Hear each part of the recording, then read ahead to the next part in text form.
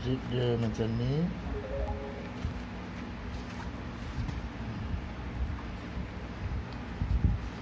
Tu ketebalan dia memang tebal gila.